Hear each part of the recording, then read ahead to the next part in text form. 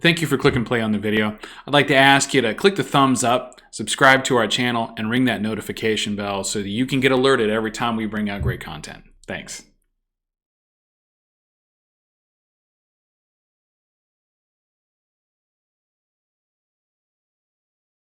Hey YouTube comic community, this is Jimmy the Geek Aficionado, and I am back with another treasure hunt haul. I went by a couple of my favorite honey holes out here in the Chicago area, and I don't get a chance to go by them very often. One, because they're not really that close to where I live, and two, they tend to take all my money. So I do go by when I do get the chance, and I can afford it. And I pick up some pretty cool stuff like this, which this first book isn't, amazing or incredible, or, well, it is a little bit of amazing, but it's Amazing Spoof Heroes. I've been collecting Adam Hughes covers because his work is amazing. And this is, one that doesn't come around very often, at least not, for me. It could come around a lot more often for other people, dollar bins and whatnot. But I dig it, right? It's Amazing Spoof Heroes, swimsuit issue, classic Adam Hughes work, especially from his early days, and it's mine.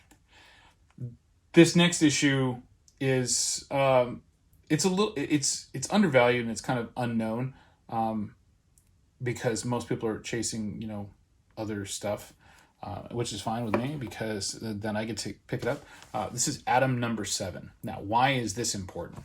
Because this is the first meeting / team up of the Adam and Hawkman. Now, if you're not already aware, this Adam run runs for a period of time, and then the later issues before it finally finishes up, they're called Adam and Hawkman.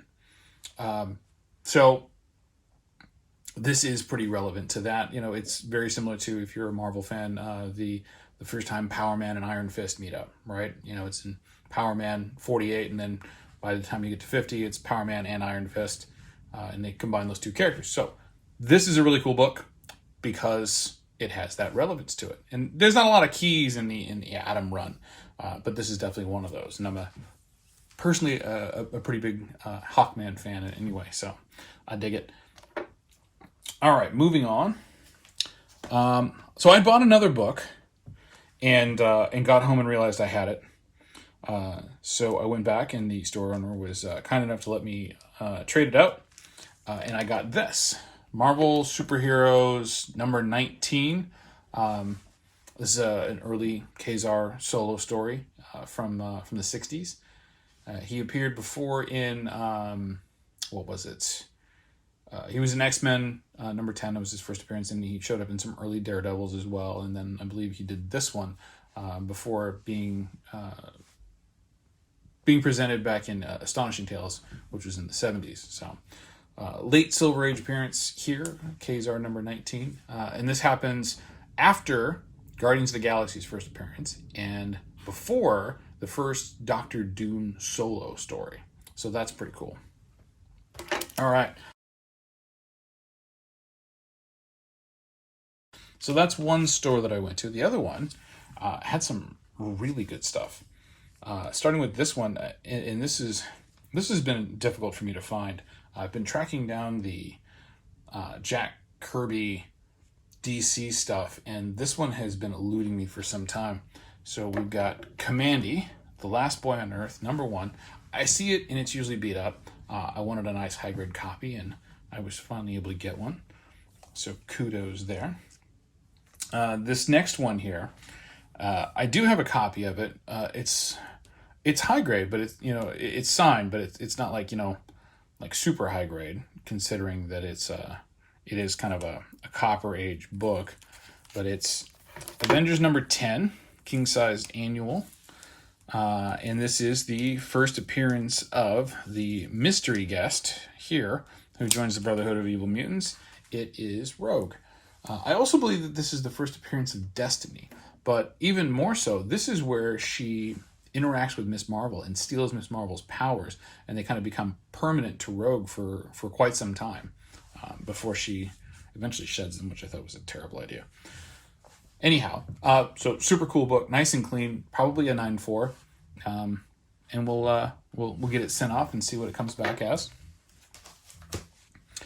A little bit of an independent here. This is Amazing Heroes Magazine, issue number 97, and this is an intro to the Watchmen. I don't want to say that it's not the first appearance. I know that much. And Watchmen number 1 wasn't their first appearance. It was in something else. I can't recall. I'll put down in the notes. But this also came out around that same time. And this is, in my opinion, this is 9.8 quality.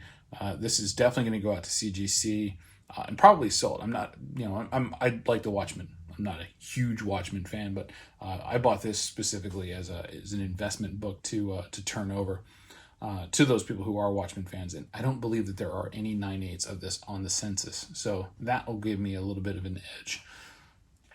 Right on. I am almost done with my Bernie Wrightson Swamp Thing run. And that is thanks in part to the fact that I was able to pick up this one here. This is issue number 6. Very nice, high-grade, clean copy. 9.4-ish. And this one, just loving this. This is also very high-grade. This is issue number 7 of Swamp Thing with Bernie Wrightson drawing the bat on there. I'm a huge fan of this. I think it's a great cover and part of a great story. And now the only thing I'm missing is issue number 2. So if I can find a nice high-grade copy of issue number 2, something in the 9s, I'll be super happy. And I'll have the first 10 of Swamp Thing knocked out finally. Believe me, that was not an easy task. All right. Here we go. Here's another fun one.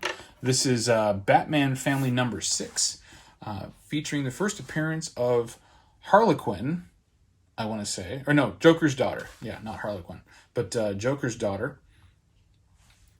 So that's cool. This one was just another one that I love. This features the new Batmobile. It's a Carmine Infantino cover where Batgirl can't fight because she's got to run in her tights, which, I gotta be honest with you, what were you thinking going out fighting if you didn't expect to get a run in your tights? But it's one of those very sexist covers, and it's kind of funny in that way because it's Batgirl's costume cut-ups, because it plays on that, and it's just kind of indicative of our time when this was released. So clearly not an issue these days, probably since they would have a carbon fiber weave. Here's another good one, Detective Comics number 381.